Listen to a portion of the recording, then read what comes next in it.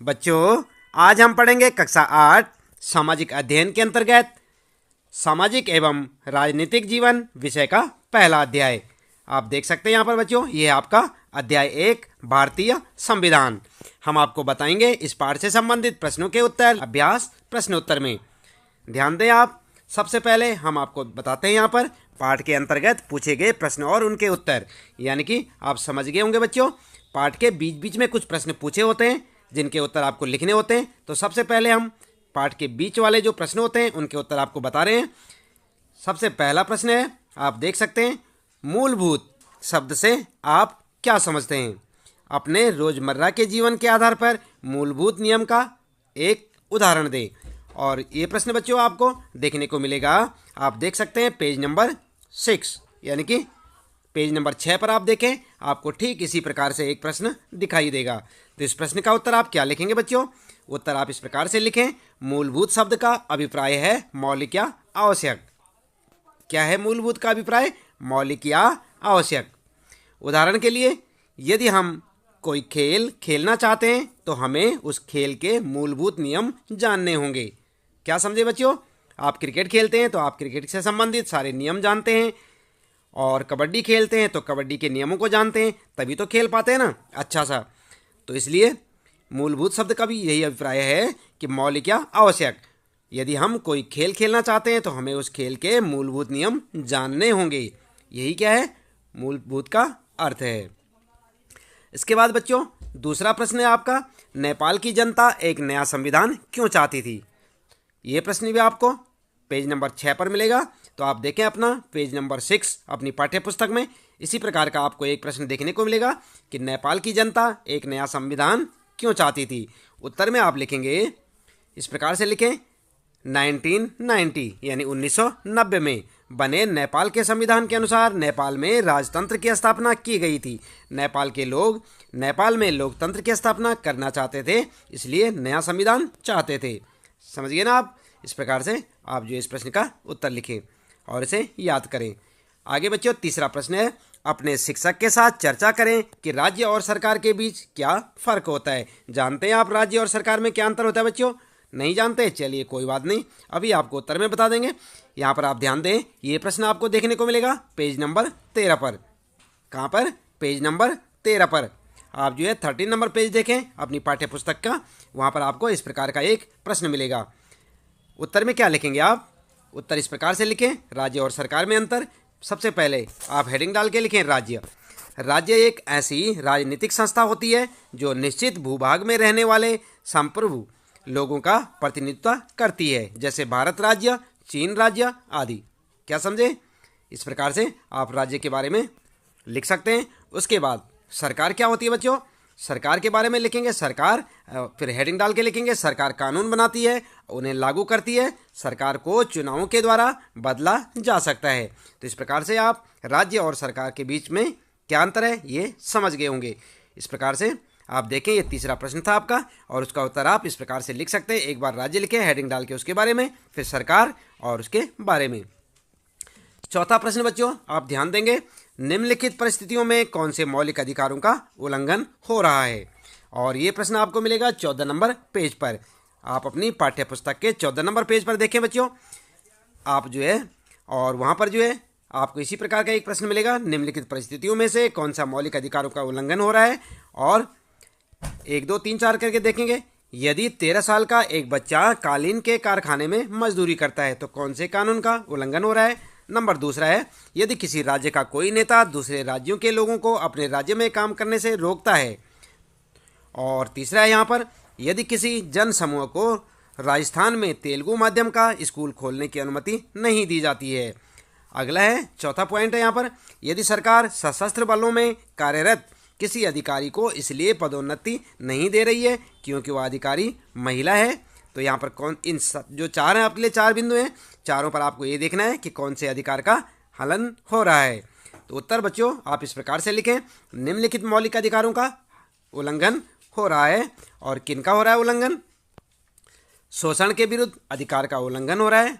और दूसरे में लिखेंगे स्वतंत्रता के अधिकार का उल्लंघन हो रहा है। तीसरे में लिखेंगे सांस्कृतिक और शैक्षणिक अधिकार का उल्लंघन हो रहा है। और चौथे के बदले आप लिखेंगे समानता का अधिकार का उल्लंघन हो रहा है। क्योंकि महिला और पुरुष दोनों हमारे देश में समान समझे जाते हैं, तो इसलिए यहाँ पर जो है समानता का अधिकार का उल्लंघन हो रहा है। तो देख सकते हैं आप इन 4 जो प्रश्न हैं आपके लिए, चारों प्रश्नों के पहला, दूसरा, तीसरा और चौथा, इनके उत्तर आप पहले के बदले में पहला लिखेंगे, दूसरे के बदले दूसरा, तीसरा, चौथा, इसी क्रम में आप उनके उत्तर लिख सकते हैं। अगला है बच्चों 5वां प्रश्न। यहाँ पर संविधान में मूल कर्तव्यों का भी उल्लेख किया गया है। अपने शिक्षक की सहायता से पता लगाएं कि वे कर्तव्य कौन से हैं और लोकतंत्र में नागरिकों द्वारा इन कर्तव्यों का पालन करना क्यों महत्वपूर्ण है। तो आप अपने शिक्षक से भी पता कर सकते हैं बच्चों, और हम भी आपको यहाँ पर बताने वाले हैं। तो देख सकते हैं आप पेज नंबर 15 पर ये आपको जो है ये प्रश्न देखने को मिलेगा। कहाँ पर मिलेगा ये प्रश्न? पेज नंबर 15 पर देखें आप, आपको इस प्रकार का एक प्रश्न देखने को मिलेगा। इसका उत्तर क्या लिखेंगे? उत्तर लिखेंगे बच्चों हमारे मूल कर्तव्य, और फिर हेडिंग डाल के लिखें आप नंबर 1 क्या है हमारे मूल कर्तव्य? नंबर 1 संविधान का पालन करना तथा राष्ट्रध्वज, जानते हैं ना आप जो हमारे देश का झंडा है, राष्ट्रध्वज एवं राष्ट्रगान का सम्मान करना। ठीक है। दूसरा है मूल कर्तव्य भारत की संप्रभुता, एकता और अखंडता को कायम रखना और उसकी रक्षा करना। उत्तर में लिखेंगे तीसरा पॉइंट राष्ट्रीय आंदोलन के प्रेरक विचारों को संजोए रखना और उनका पालन करना। चौथा पॉइंट लिखेंगे सार्वजनिक संपत्ति की रक्षा करना और हिंसा से दूर रहना। और 5वां लिखेंगे वैज्ञानिक दृष्टिकोण, मानववाद और ज्ञानार्जन तथा सुधार की भावना का विकास करना। ठीक है। तो इस प्रकार से आप जो अपने इस प्रश्न का 5वें प्रश्न का उत्तर लिख सकते हैं। ये आपका 5वां प्रश्न है बच्चों, और उसका उत्तर आप इस प्रकार से लिखें। इसके बाद यहां पर बात करते हैं बच्चों आगे। इसके बाद आप ध्यान दें बच्चों, यहां पर है आपके लिए चित्र आधारित प्रश्न। ध्यान दें कैसे प्रश्न है? चित्र आधारित प्रश्न। और पहला प्रश्न है मॉनिटर अपनी शक्ति का किस तरह से दुरुपयोग कर रहा है। मॉनिटर जानते हैं ना आप, आपकी क्लास में मॉनिटर होगा, कोई बच्चा मॉनिटर होता है क्लास में, तो मॉनिटर अपनी शक्ति का किस तरह दुरुपयोग कर रहा है। और ये प्रश्न भी आपको मिलेगा पेज नंबर 7 पर, यानी कि 7 नंबर पेज पर देखें। इस प्रकार का आपको एक प्रश्न मिलेगा, और इसमें आप इस प्रकार से वहीं पर आपको एक चित्र देखने को मिलेगा। इस प्रकार से आप एक चित्र बना सकते हैं बच्चों, साथ साथ देख रहे हैं ना आप यहाँ पर। तो इसी प्रकार का आपको अपनी पाठ्य पुस्तक में जो चित्र मिलेगा उसका जो है आप चाहे तो फोटो लगा सकते हैं, यहाँ पर फोटो स्टेट करके लगा सकते हैं, या किसी और तरह से अगर आप पेंसिल से बना सकते हैं तो आप चित्र बना के इसी प्रकार से इसे लिखेंगे। ठीक है। और इसके बाद अगला है बच्चों, यहाँ पर जो है उत्तर में लिखेंगे पहले आप मॉनिटर एक दबंग किस्म का लड़का है। वह अपनी शिक्षिका की अनुपस्थिति में एक बेकसूर सहपाठी को तंग करता है तथा शिक्षिका के लौटने पर उसकी झूठी शिकायत भी करता है तथा उसे सजा दिलवाता है। तो इस प्रकार से आप अपने इस प्रश्न का उत्तर लिख सकते हैं मॉनिटर के बारे में। ध्यान रहे बच्चों, जैसे मैंने आपको बताया ये चित्र आपको आपकी पाठ्य पुस्तक यानी कि सामाजिक एवं राजनीतिक जीवन के पेज नंबर 7 पर देखने को मिल जाएगा, यानी इसी पाठ के अंतर्गत। इसके बाद अगला जो है दूसरा प्रश्न है बच्चों, नीचे दी गई किस परिस्थिति में मंत्री को अपनी सत्ता के दुरुपयोग का दोषी कहा जाएगा। तो यहाँ पर देख सकते हैं आप कह खा गए करके दे रखें। जब वह ठोस तकनीकी कारणों से अपनी मंत्रालय की किसी परियोजना को नामंजूर कर देता है, या फिर ख वाला है जब वह अपने पड़ोसी को अपने सुरक्षा कर्मियों से पिटवाने की धमकी देता है, या फिर ग वाला है जब वह थाने में फ़ोन करके पुलिस अधिकारियों पर दबाव डालता है कि उसके किसी दोषी रिश्तेदार के खिलाफ FIR दर्ज न की जाए। तो आप देख रहे हैं ना, ये आपका प्रश्न काफ़ी लंबा प्रश्न है और दूसरा प्रश्न है, और इसका उत्तर आप क्या लिखेंगे? उत्तर आप लिखेंगे ख वाला जब वह अपने पड़ोसी को अपने सुरक्षा कर्मियों से पिटवाने की धमकी देता है। ठीक है। और ग वाला भी आपका सही है, जब वह थाने में फ़ोन करके पुलिस अधिकारियों पर दबाव डालता है कि उसके किसी दोषी रिश्तेदार के खिलाफ FIR दर्ज ना की जाए। तो इस प्रकार से आप अपना उत्तर लिख सकते हैं इस प्रश्न का उत्तर। इसके बाद बच्चों अगला है तीसरा प्रश्न यहाँ पर आपका, और यहाँ पर है उपरोक्त चित्रकथा के अंतर्गत पट्ट में कौन से लोग अल्पसंख्या में हैं, बहुसंख्यक गुट द्वारा लिए गए फैसलों से या अल्पसंख्यक गुट किस तरह दबाया जा रहा है। तो इस प्रश्न को आप देख सकते हैं पेज नंबर 8 पर। कहाँ पर देखेंगे बच्चों?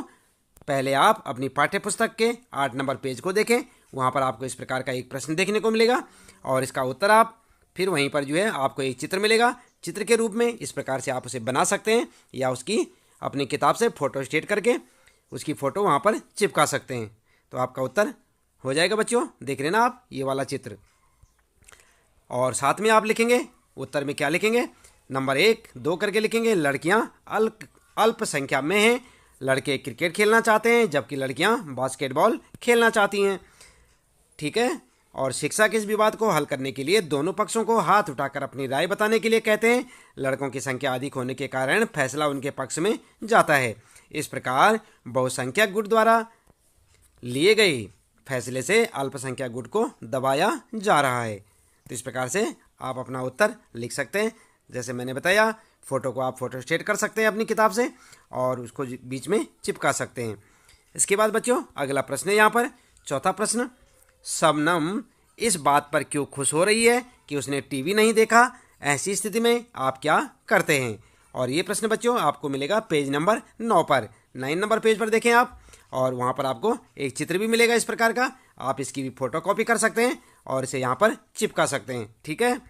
और उत्तर में क्या लिखेंगे आप बच्चों, उत्तर लिखेंगे शबनम ने टीवी न देखकर परीक्षा के लिए 2 अध्याय तैयार कर दिए।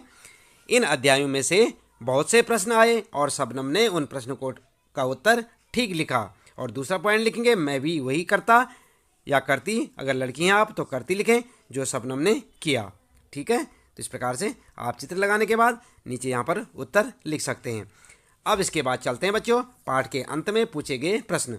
इससे पहले जो हमने आपको प्रश्नों के उत्तर बताए, ये क्या थे, पाठ के बीच में से पूछे गए प्रश्नों के उत्तर। अब यहाँ से शुरू हो जाते हैं पाठ के अंत में। आप देख सकते हैं जहाँ पर आपका पाठ समाप्त हो जाता है उसके अंत में कुछ प्रश्न जो है दिए हुए हैं। पाठ के अंत में पूछे गए प्रश्नों के उत्तर हम आपको यहाँ पर बता रहे हैं।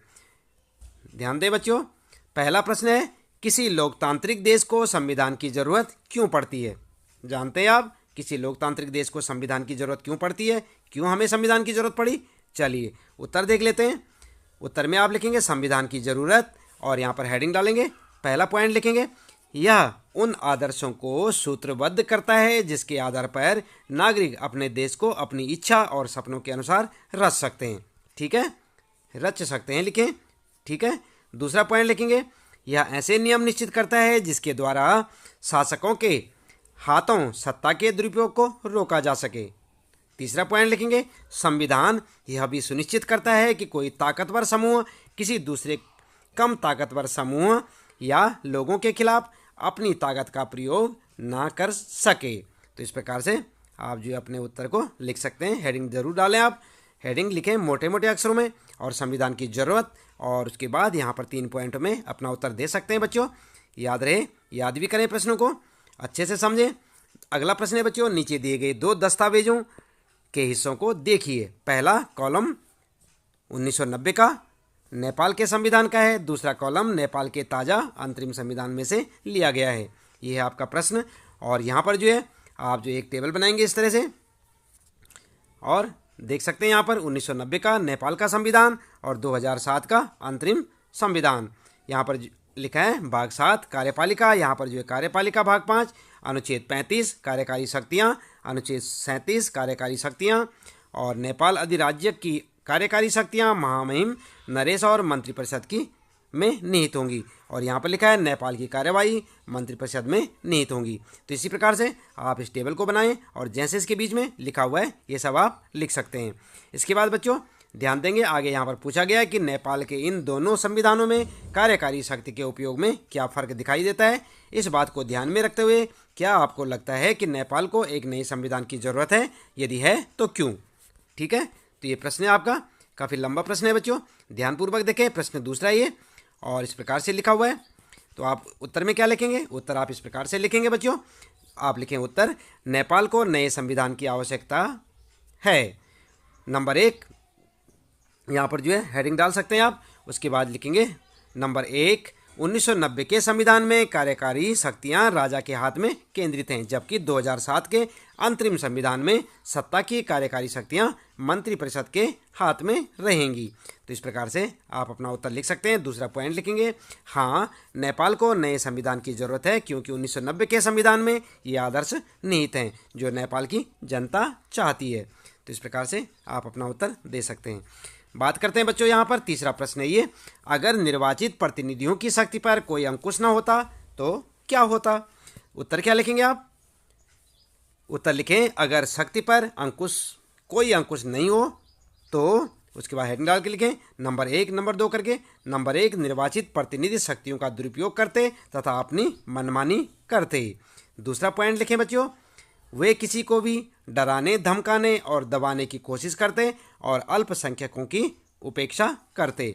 तीसरा पॉइंट लिखें, वे अपने निर्णय जनता पर जबरदस्ती थोपते जिस कारण से नागरिक अपने अधिकारों व स्वतंत्रताओं का उपयोग नहीं कर पाते।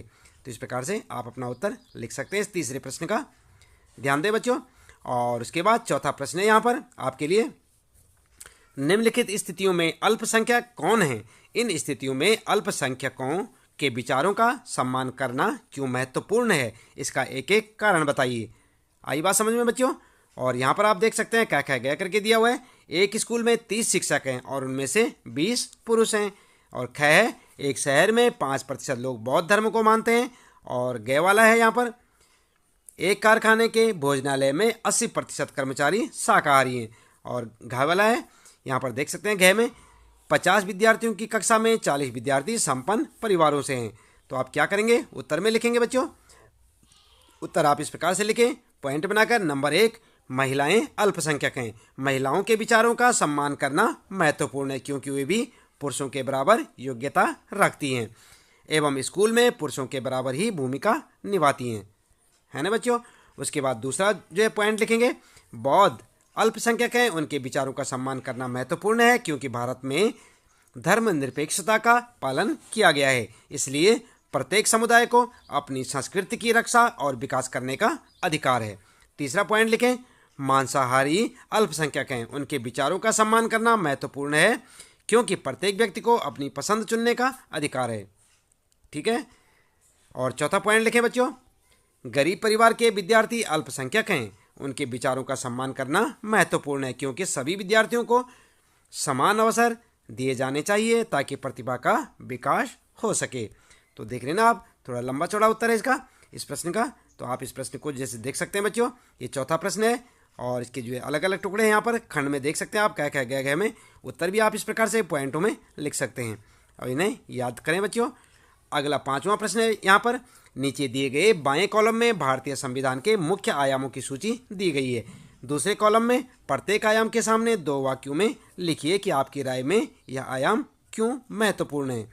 तो इस प्रकार से आप देख सकते हैं बच्चों, वहाँ पर एक टेबल बनी होगी और उत्तर में क्या लिखेंगे आप। उत्तर लिखेंगे पॉइंट करके। नंबर 1, संघवाद में 3 स्तर की सरकारें होती हैं तथा तीनों स्तर की सरकारों के अधिकार क्षेत्र अलग अलग होते हैं। दूसरा पॉइंट लिखेंगे, सरकार के तीनों अंगों विधायिका, कार्यपालिका तथा न्यायपालिका के बीच शक्तियों का बंटवारा इस प्रकार किया गया है कि कोई अंग अपनी शक्ति का दुरुपयोग ना कर सके। आई बात समझ में। और तीसरा है यहाँ पर, तीसरा पॉइंट आपके लिए, मौलिक अधिकार देश के सभी नागरिकों को राज्य की सत्ता के मनमाने और निरंकुश इस्तेमाल से बचाने के लिए दिए गए हैं। चौथा पॉइंट लिखें बच्चों, देश के सभी वयस्क नागरिकों को अपने प्रतिनिधि चुनने का अधिकार दिया गया है। आई बात समझ में। तो इस प्रकार से आप अपने इस प्रश्न का उत्तर लिख सकते हैं। पांचवा प्रश्न है ये आपका और यहाँ पर जो है उत्तर में आप एक एक पॉइंट करके अच्छे से लिखें और उन्हें याद करें। अगला प्रश्न है बच्चों, छठा प्रश्न है, इस नक्शे में निम्नलिखित देशों पर रंग भरें। और कौन कौन से देश हैं आप देख सकते हैं, यहाँ पर नीचे दिया हुआ है। कह भारत को लाल रंग से भरें, नेपाल को हरे रंग से भरें और बांग्लादेश को पीले रंग से भरें। ठीक है, अपने आप उत्तर जो है स्वयं आपको करना होगा, देख लेना आप यहाँ पर। इसके बाद जो है उत्तर को आपने छात्र स्वयं करें, तो उत्तर आप जो है स्वयं कर सकते हैं। तो देख सकते हैं बच्चों, इस प्रकार का एक मैप ले लें आप मार्केट से और जो जो यहाँ पर बता रखे हैं जिस कलर में आपने करना है उस कलर में यहाँ पर बता रखा है कि भारत को लाल रंग में, नेपाल को हरे रंग में और बांग्लादेश को पीले रंग से आपने दिखाना है। तो बच्चों, इस प्रश्न के साथ ही इस पाठ से संबंधित प्रश्नों के उत्तर यहाँ पर समाप्त होते हैं। उम्मीद है कि आपको सारे प्रश्नों के उत्तर अच्छे से समझ आए होंगे और इसी प्रकार आप लगातार जुड़े रहें हमारे साथ। मिलते हैं फिर अगली वीडियो में, तब तक के लिए लेते हैं आपसे विदा बच्चों। आपका दिन शुभ हो।